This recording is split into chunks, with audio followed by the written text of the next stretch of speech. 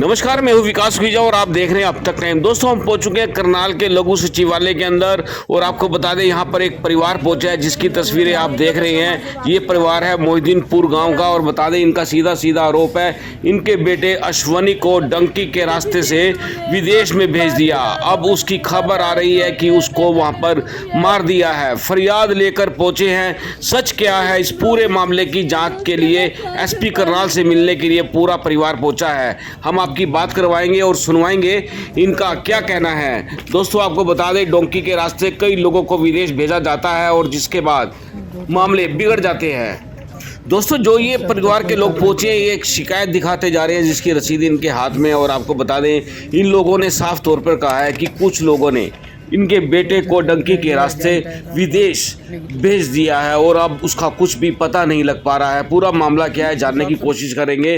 बोला क्या है आप देख सकते हैं तस्वीरों में। ये अश्वनी कुमार की फोटो है और उसकी माँ रोती भी लगती हुई दिखाई दे रही है। मैंने सबसे बोला है, पुलिस वालों से भी हाथ जोड़ा है। मैं कहा सिर्फ 1 घंटा इसके परिवार वालों को आप बिठा लो, ये उसी टाइम पकड़ देंगे सारी बात, लेकिन कुछ भी नहीं। उल्टा हमारे से क्या लिखवा रहे हैं। कंप्लेंट है जो कुछ लिखवाया हमने इसमें ही है। बयान किस चीज़ के थे हम? अच्छा, हाँ जी, निगदू में। हाँ जी, निगदू का एजेंट था। क्या नाम है एजेंट का? रामपाल। रामपाल। और कौन से कहाँ का वीज़ा मिला था? इसको पहले मास्को का लगवाया था इन्होंने। मास्को से फिर ये बेलारूस लेके बेलारूस से डोंकी लगवा दी जर्मन के लिए। क्या नाम है बेटे का? की घटना है क्या कुछ पूरा मामला? ये पूरा मामला तो है मेरे बेटे को यहाँ से ये निगदू का एजेंट ले गया।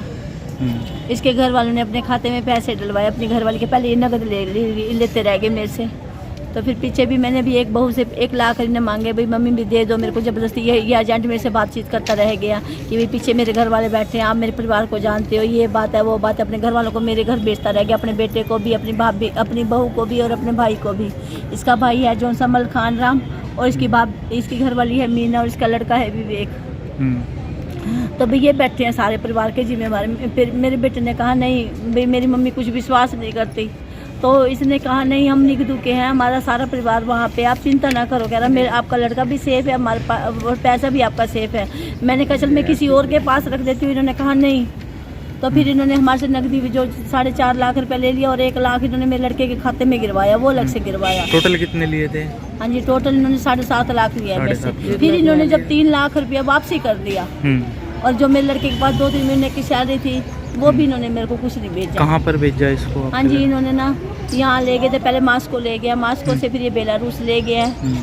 बेलारूस में से अब जर्मन के लिए डोंकी लगवाई थी, कुछ भी नहीं बता रहे। डोंकी से लेके गए? हाँ जी, डोंकी से।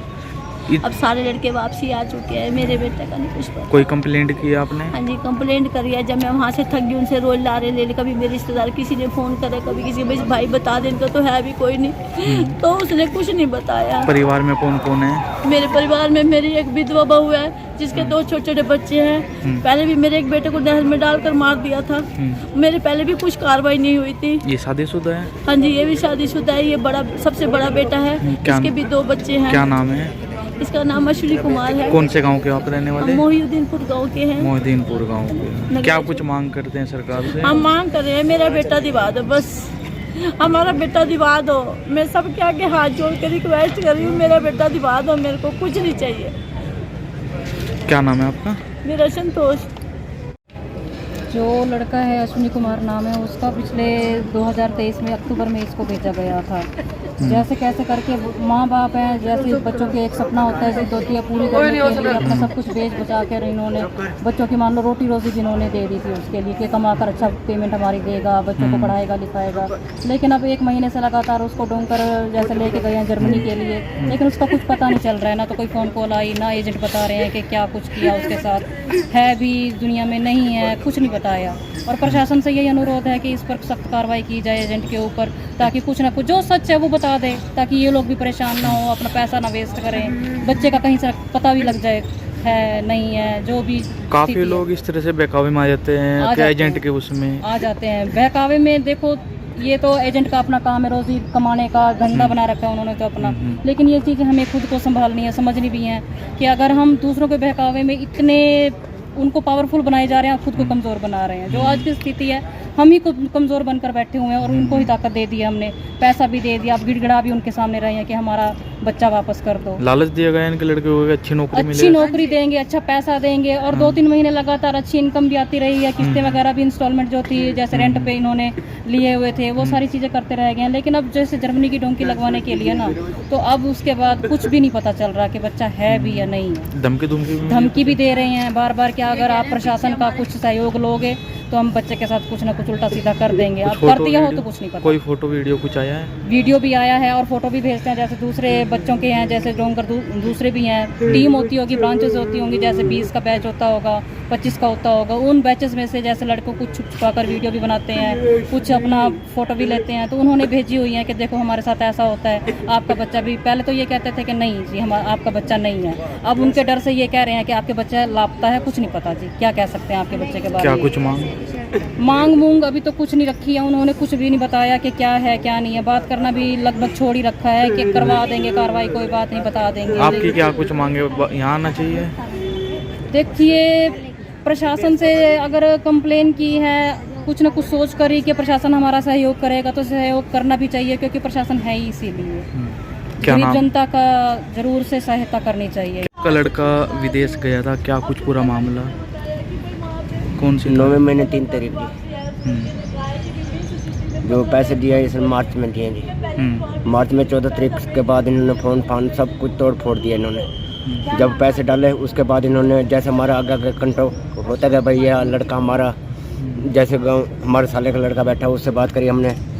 जैसे जैसे उनके आदमी आगे पीछे जान पहचान वाले उन्होंने फ़ोन करवाया, फ़ोन सबका मतलब उन्होंने लॉक कर दिया। कोई हमारे से फ़ोन नहीं आ रहा उनका। अब हम फ़ोन करते तो ये अपना रामपाल बिल्कुल ही फ़ोन बंद कर रखा उसने।